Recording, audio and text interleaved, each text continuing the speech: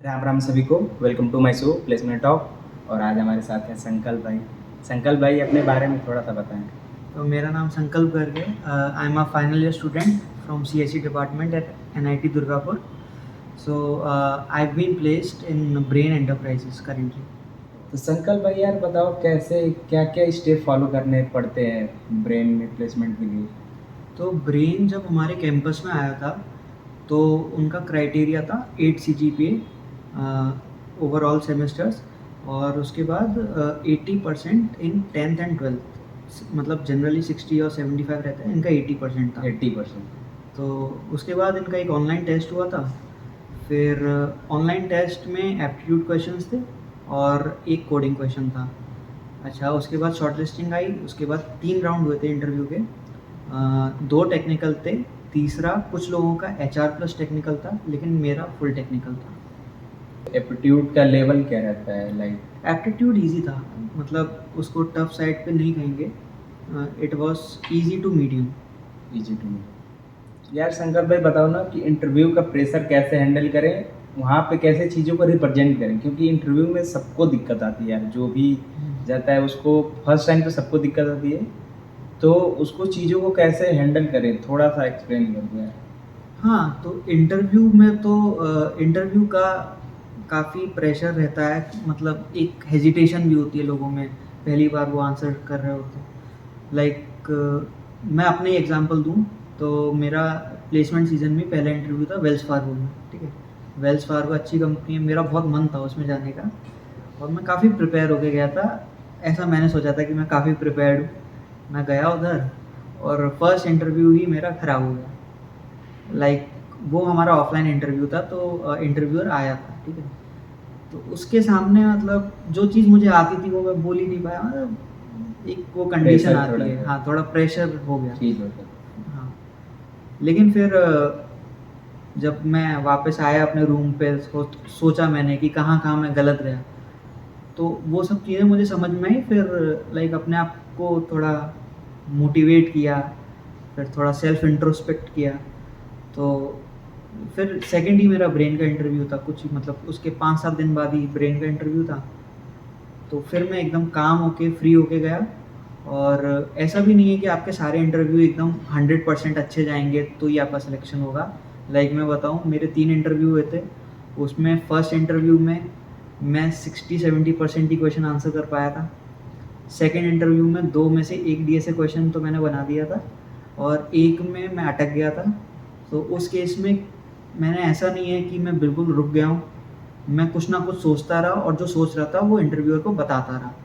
तो उससे क्या है ना कि इंटरव्यूअर को लगता है कि आप अप्रोच कर रहे हो क्वेश्चन को, वो हाँ, ये सबसे इम्पोर्टेंट चीज़ है. इम्पोर्टेंट। तो फिर बाद में वो हिंट वगैरह उसने दिए, तो मैंने कोड कर दिया उसको, तो ही वॉज सेटिस्फाइड.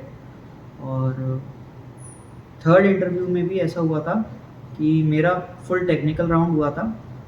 तो उसने एक क्वेश्चन पूछा था जो मुझे बाद में पता चला इंटरव्यू के बाद कि वो ट्राई करके एक टॉपिक होता है उसका था. मुझे उससे पहले वो टॉपिक मैंने पढ़ा ही नहीं था. ओ भाई। तो अब मैं फिर, लेकिन फिर मैं अटका नहीं था उसमें. उसमें मैं कुछ ना कुछ उसको बताता रहा. फिर वो बोलता रहा कि इसमें ये वाली प्रॉब्लम आएगी, इस अप्रोच में ये दिक्कत है. तो मैं इम्प्रूव करते करते मैं वहाँ तक पहुँच गया था कि वो ग्राफ के नोट्स, वो एक ग्राफ का टॉपिक है एक्चुअली. तो मतलब वो उसने मेरे को देखा ना कि मैं कैसे अप्रोच कर रहा हूँ क्वेश्चन. उसने ये नहीं देखा कि मैं सॉल्यूशन सही बता रहा सोल्यूशन हूँ. सही है, अप्रोच सही है कि नहीं। हाँ, अप्रोच देखते हैं मेनली इंटरव्यू, और कॉन्फिडेंस चेक होता है बाकी. मेन कॉन्फिडेंस का बात होता है कि तुम कैसे प्रेशर को हाँ हाँ हैंडल हाँ, कर रहे हो। राइट. यार संकट भाई थोड़ा सा कोडिंग के बारे में बताया कि कहाँ से सोर्स क्या थे, आपने कैसे कैसे किए, उसके बारे में थोड़ा सा एक्सप्लेन करें। कोडिंग का सबसे बेस्ट सोर्स तो जो मैंने फॉलो किया वो स्ट्राइवर की SD शीट थी. अच्छा। ठीक है, तो बहुत सही थी. मतलब उसमें सारे नए कॉन्सेप्ट्स, हर सारे कॉन्सेप्ट्स हैं उसमें. और बाकी मतलब मैंने जो नोटिस किया, प्लेसमेंट बस 3 चीज़ों में बँटता है बेसिकली. पहला कोडिंग हो गया, दूसरा प्रोजेक्ट्स हो गए, तीसरा CS fundamentals, core subject like oops, DBMS, OS, ये सब. तो अगर वो कोई प्रिपेयर कर रहा है तो उसके लिए सही। हाँ, फुल हो जाएगा. संकल्प भाई ये बताओ ना कि लाइक जैसे तुम्हारा डिपार्टमेंट तो CS है यार, तो जो सीएस से नहीं है ना, उनके लिए क्या यही चीज़ फॉलो करनी है, या फिर क्योंकि उनका कोर भी है साथ में, हाँ। तो उनके लिए कुछ अलग से चीज़ें हैं? नहीं, देखो चीज़ें सारी वही रहेंगी क्योंकि इंटरव्यूअर सेम रहेगा, ठीक है? तो मतलब जब भी टाइम मिले सीएसई के जो मेन सब्जेक्ट्स हैं like object oriented programming, oops, OS, operating systems, DBMS, है ना?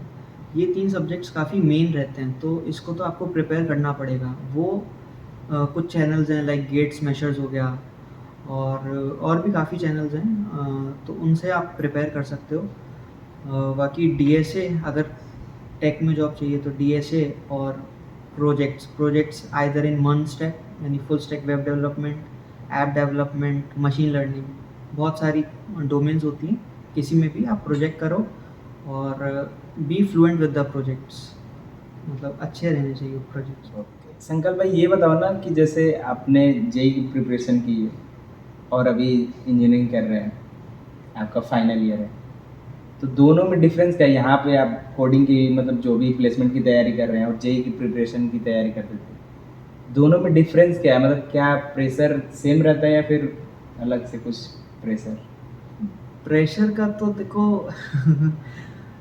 ऐसी बात है कि जेई में जब प्रिपेयर कर रहे थे तो वो प्रेशर थोड़ा अलग टाइप का था। लाइक उसमें एक चीज़ ये भी रहती थी कि अगर इस साल नहीं हुआ तो we can take a drop, या फिर कोई लोकल कॉलेज में भी कर लेंगे। वर्स्ट केस सिनेरियो ये रहता था, बट ये एक थोड़ा एक स्टेप अप है, तो प्रेशर तो थोड़ा और ज़्यादा होता ही है उसमें, कि आपका अगर प्लेसमेंट नहीं लगा तो वो ठप्पा होता है ना, वो लग जाता है।